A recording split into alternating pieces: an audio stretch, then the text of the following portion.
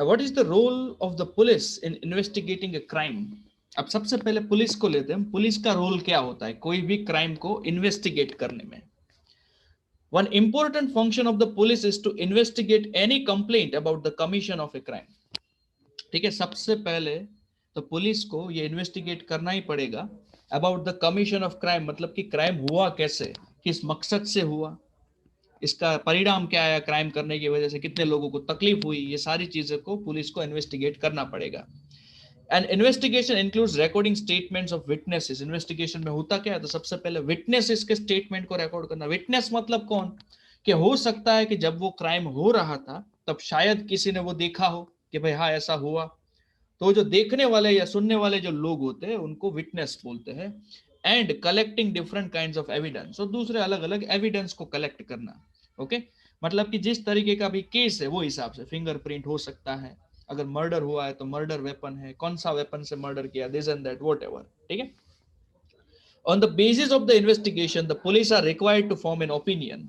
और इन्वेस्टिगेशन के ऊपर से पुलिस अपना एक ओपिनियन बनाती है कि भाई ये क्राइम क्यों हुआ होगा, किसने किया होगा, यहां पर किया होगा, हुआ होगा वही होगा. यहां पर फाइनल रिजल्ट नहीं आता कि भाई इसी ने किया, ये डिसाइड करने का काम कोर्ट का है कि भाई हाँ ये इस गिल्टी, इसी ने अपराध किया. ऐसे पुलिस अगर 100% श्योर भी है ना, तो भी बिना कोर्ट के इसका जजमेंट पुलिस नहीं सुना सकती. ठीक है, पुलिस का काम खाली इन्वेस्टिगेशन करना होता है.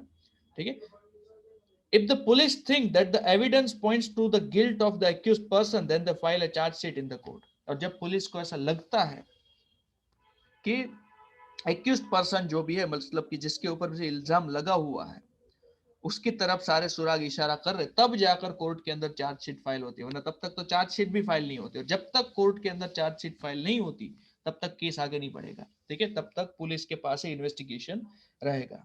ठीक है, now as stated at the beginning of this chapter, it is not the job, okay, क्योंकि beginning it is not the job of the police to decide whether a person is guilty or innocent. Okay, that is for the judge to decide. ये police का काम नहीं है ये decide करना कि भाई वो पर्सन इनोसेंट है या गिल्टी है, ये किसी जज का काम होता है.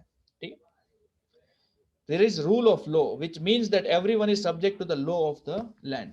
हमेशा लॉ का रूल होता है. ओके, कोई भी डेमोक्रेटिक कंट्री के अंदर किसकी चलेगी, तो कॉन्स्टिट्यूशनल लॉज की चलेगी, और वो लॉ के हिसाब से ही सारे के सारे गवर्नमेंट ऑर्गेनाइजेशन को काम करना पड़ेगा. And this includes the police, even police सब आ गए. Therefore, police investigations always have to be conducted in accordance with the law and with full respect for human rights. इसलिए पुलिस का कोई भी इन्वेस्टिगेशन हो वो अकॉर्डिंग टू द लॉ होनी चाहिए. पुलिस भी कानून का उल्लंघन करके या कानून को तोड़कर कोई भी टाइप की इन्वेस्टिगेशन नहीं कर सकते. ठीक है, उनको ह्यूमन राइट्स का रिस्पेक्ट करना पड़ेगा. एक इंसान के साथ किस तरीके से बर्ताव करना चाहिए उस तरीके का बर्ताव करते हुए ही पुलिस को अपना इन्वेस्टिगेशन करना पड़ेगा.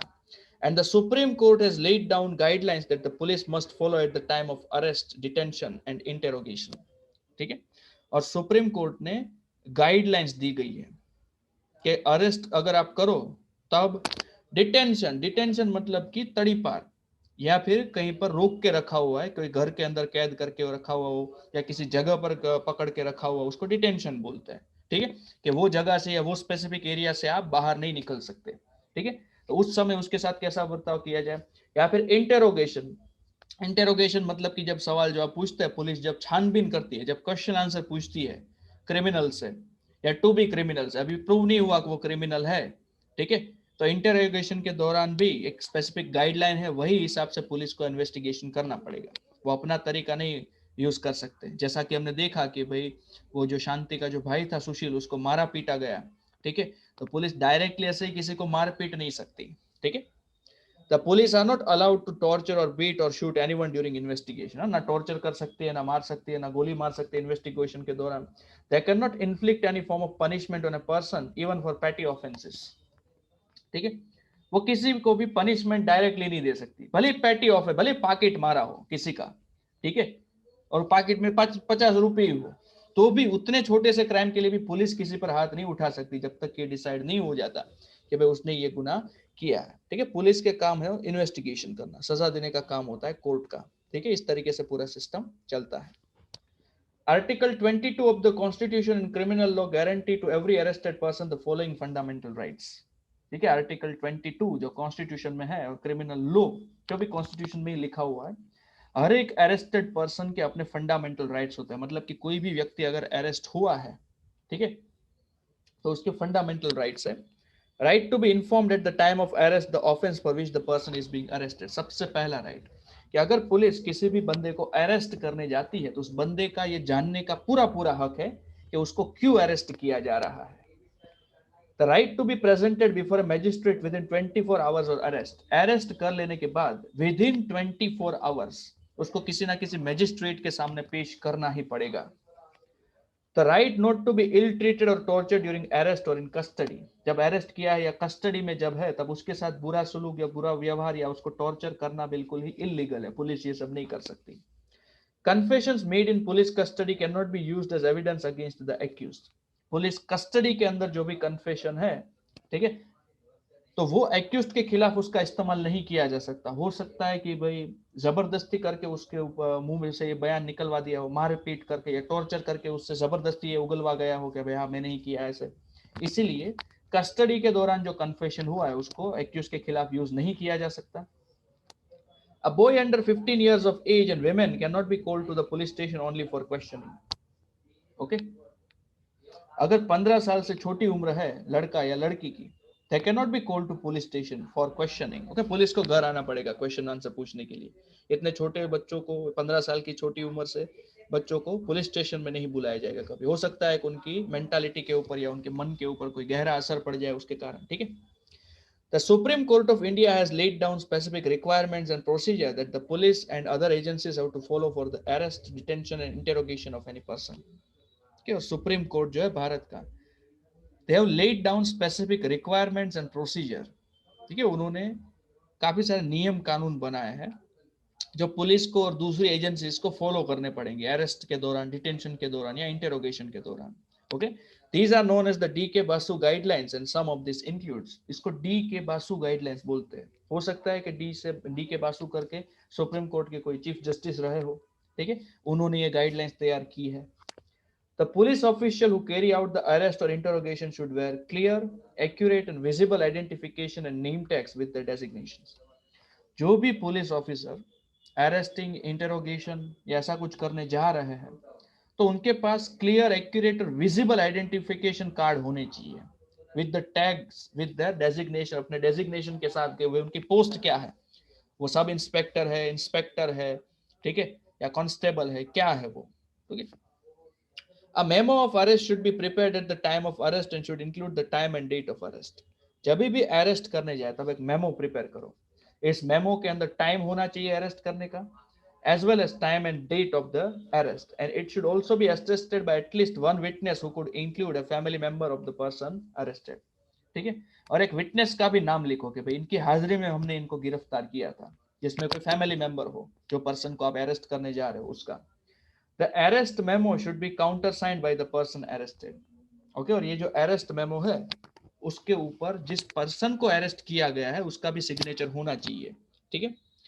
The person arrested, detained or being interrogated has a right to inform a relative, friend or well-wisher। जिसको भी गिरफ्तार किया जा रहा है या इंटेरोगेट किया जा रहा है वो अपने रिलेटिव को, अपने फ्रेंड को या अपने किसी भी साथी को इन्फॉर्म कर सकता है, ये उसका हक है, ठीक है। बिना किसी को इन्फॉर्म किए बिना पुलिस उसको उठा कर नहीं ले जा सकती। किसी ना किसी को तो पता होना चाहिए कि भाई पुलिस इनको लेकर गई है ऐसे। When a friend or relative lives outside the district, the time, place of arrest and venue of custody must be notified by police within 8 to 12 hours after arrest। और अगर मान लो कोई फ्रेंड या रिलेटिव डिस्ट्रिक्ट के बाहर है, ठीक है, तो ये पुलिस की रिस्पॉन्सिबिलिटी है कि भाई टाइम बताए, प्लेस ऑफ अरेस्ट बताए और उसको कहाँ रखा गया है ये भी नोटिफाई करे 8 से 12 घंटों के अंदर अंदर। जहां पर भी उनके रिलेटिव रह रहे हैं वहां पर उनको इंफॉर्मेशन पहुंचाई जाए कि भाई हाँ आपके ये रिलेटिव को या फिर वेल विशर को हमने अरेस्ट किया हुआ है, ठीक है। Now an analysis is there। Let us return to the story of Shanti and answer the following questions। When Shanti was arrested for the theft, SI Rao also kept her brother Sushil in the police lockup for 2 days। Was it legal for the police to detain him? मैं आपसे पूछ रहा हूं कि जो सुशील को detain कर दिया था क्या ये लीगल था या नहीं? Raise your hand. बोलो Ansh. Sir, no, it's not Okay. legal. Why? Sir, because the arrested person has to, sir, उसको कोर्ट में ले जाना पड़ता है into 24 hours. Very good. सबसे पहले तो विद इन 24 आवर्स कोर्ट में ले जाना पड़ता, ठीक है। और दूसरी बात, सुशील पर तो इल्जाम लगा भी नहीं था, इल्जाम तो शांति पर लगा था ना, फिर भी सुशील को Yes. रखा गया। दैट्स व्हाई ये डीके बसु की गाइडलाइन का वायोलेशन था, ठीक है। अब दूसरा क्वेश्चन है, did SI Rao do enough to question witnesses and compile evidence before arresting Shanti and filing a case against her? कि एसआई राव ने क्या पूरी जांच पड़ताल की थी कंप्लेंट फाइल करने से पहले, ठीक है, या ऐसे ही उठाकर डाल दिया था अंदर? रेजर है,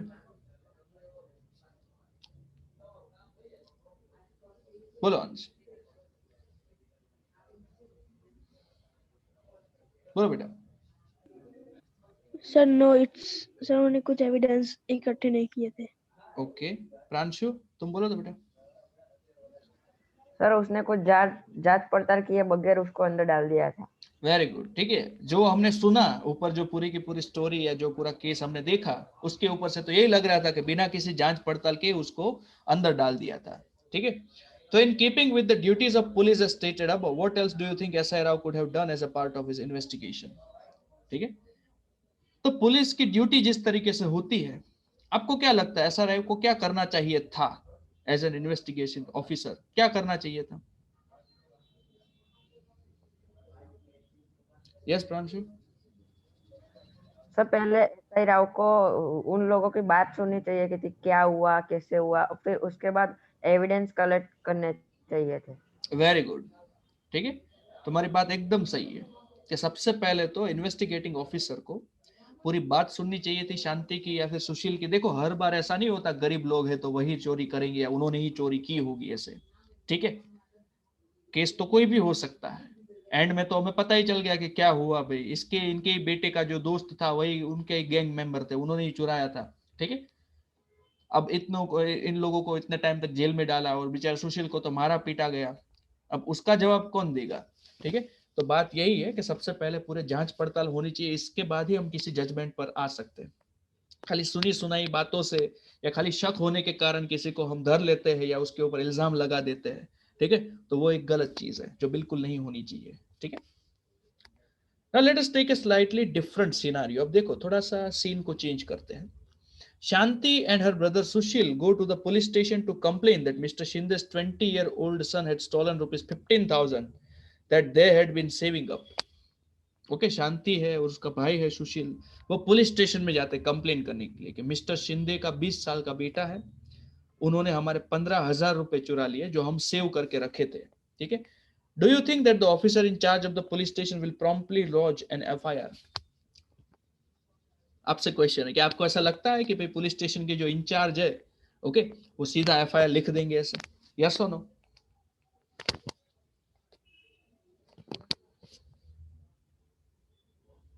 यस अंश? No, sir. व्हाई? सर पहले वो जांच पड़ताल करेंगे कि सही में उनके 15,000 स्टोल हुए हैं और उसका ये सर ये 20 ईयर ओल्ड बॉय के सर कुछ देखेंगे, कुछ उसमें से कुछ क्या बोलते हैं एविडेंस में से कुछ इसका मैच हो रहा है। तो अभी वो क्यों इन्वेस्टिगेट करेंगे? जब उनके पेरेंट ने कंप्लेन की थी इनके अगेंस्ट में तब तो उन्होंने चलो लिख लिया, अब जब ये जा रहे हैं तो क्यों इन्वेस्टिगेट करेंगे?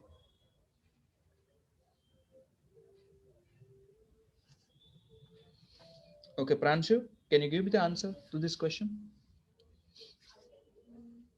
Pranshu.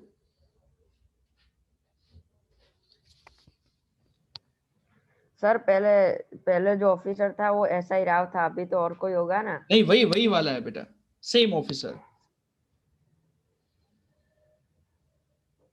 तो सर ये शांति और सुशील वो गरीब थे और उन लोगों ने तो ये पैसे सेविंग किए थे इसलिए। ऐसा नहीं कि जब मिस्टर शिंदे रिपोर्ट लिखवाने गए तब तुरंत लिख दी, बट जब ये सुशील और शांति जा रहे हैं तब रिपोर्ट वो नहीं लिखेगा, हो सकता है ना भी लिखे, नहीं लिखेगा तो क्यों नहीं लिखेगा ये मैं जानना चाहता हूँ। आपके दिमाग में कोई आइडिया है कि शायद इसके कारण उन्होंने नहीं लिखी होगी ऐसे? एनीवन? यस अंश?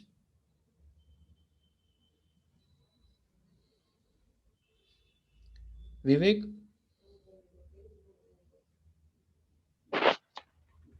सर वो शांति और वो उसके ब्रदर बहुत गरीब थे ना, वेरी उसके गुड, कारण भी उन्होंने ना। हाँ वेरी गुड वेरी गुड, तुम्हारा आंसर एकदम करेक्ट है बेटा। ठीक है, देखो यूजुअली होता क्या है कि पुलिस वाले ना पहले देखते हैं सामने कौन खड़ा है क्या है ऐसे, और उनको देखकर उन्होंने अपने मन से ये अंदाजा लगा लिया होगा कि भाई ये तो गरीब लोग हैं, इनके पास कहाँ से 15,000 आएंगे। ठीक है, हो सकता है शायद इनका अपने मालिकों को लूटने का प्लान हो, इसलिए ये सब झूठा मूठा केस बनाने आए हो, इसलिए उनके वो केस को रफा दफा करेंगे, या हो सकता है उनकी एफआईआर ना भी लिखे वो। ठीक है, और लिखेंगे तो भी जबरदस्ती लिखेंगे। ठीक है, हो सकता है ऐसा, जरूरी नहीं है कि हर एक केस में ऐसा हो ही, but most of the time such kind of things happen, remember. ठीक है, तो until now whatever we have discussed, कुछ पूछना है किसी को? Anyone?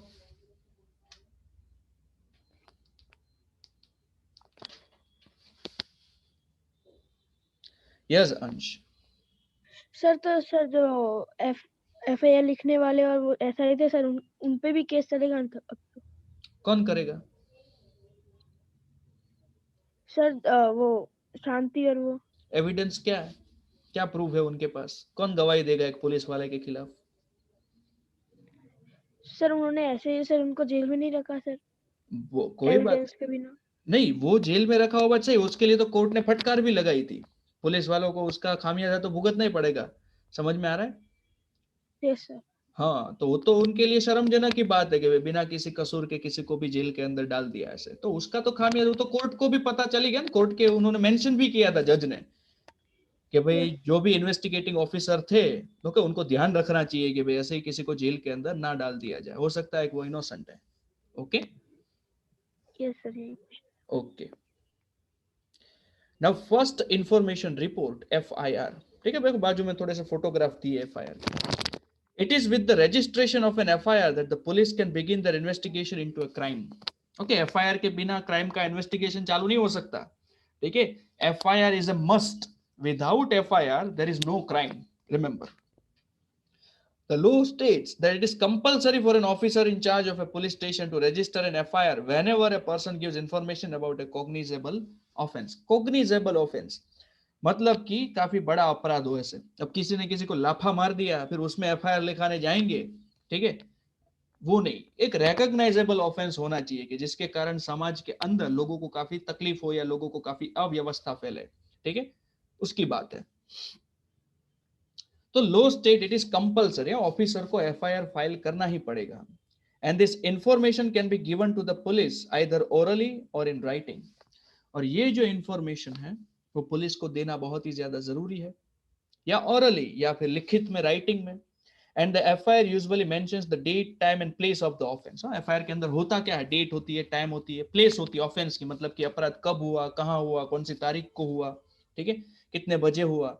Details the basic fact of the offense, basic fact and including a description of the event. For example मैं देखो आपको सिंपल सा एग्जाम्पल देता हूँ कि एफआईआर जब लिखी जाती है तब कैसे कैसे क्वेश्चन होते हैं। आप सपोज रिक्शा में बैठकर कहीं पर जा रहे हो, ओके, और आपका मोबाइल फोन खो गया, ठीक है। अब आपको ये नहीं पता कहां पर छूट गया, कहां पर खो गया, हो सकता है रिक्शा के अंदर, या हो सकता है जहां पर गए थे वहां पर छूट गया, बट आप एफआईआर लिखाने जा रहे हो मेरा मोबाइल खो गया ऐसे। तो पुलिस आपको सबसे पहले ये पूछेगी कि आपको पता कब चला कि आपका मोबाइल फोन खो गया है, फिर लास्ट आपने अपना मोबाइल फोन कितने बजे देखा था। ऑब्वियसली परफेक्ट टाइम याद ना हो तो तकरीबन टाइम बताओ, 10 से 11 बजे के बीच में या what ever something like that. कौन सा फोन था, आप जो रिक्शा में बैठे थे वो कहाँ से रिक्शा लिया, कहाँ से बैठे थे आप, कहाँ को जा रहे थे या फिर कहाँ पर उतरे, ठीक है, तब क्या था, मोबाइल कौन से कंपनी का था, क्या स्पेसिफिकेशन थे, this and that, everything they will ask, each and every minute details are being presented at the time of FIR. कुछ भी वो छोड़ते नहीं है, ठीक है, ताकि बाद में आप अपनी बात से मुकर ना सको कि अरे रे ये तो था ही नहीं, दूसरा वाला फोन था, ऐसे नहीं। आपने इंफॉर्मेशन पहले से दे रखी है, तब सही सही इंफॉर्मेशन ही देनी, वरना आप फंस जाओगे। ठीक है, तो खाली मोबाइल फोन का एक एग्जांपल था, इंफॉर्मेशन तो कोई भी हो सकती है, कोई भी क्राइम के बारे में। And if known the identity of the accused person and witnesses is also mentioned. और अगर आपको पता है कि भाई फलाने ने ही मेरा मोबाइल फोन चुराया है, तो आप उसकी आइडेंटिटी दे सकते हो, ठीक है, वो विटनेसेस में मेंशन भी कर सकते हो कि इसको भी पता है कि भाई उसने ही चुराया है ऐसा।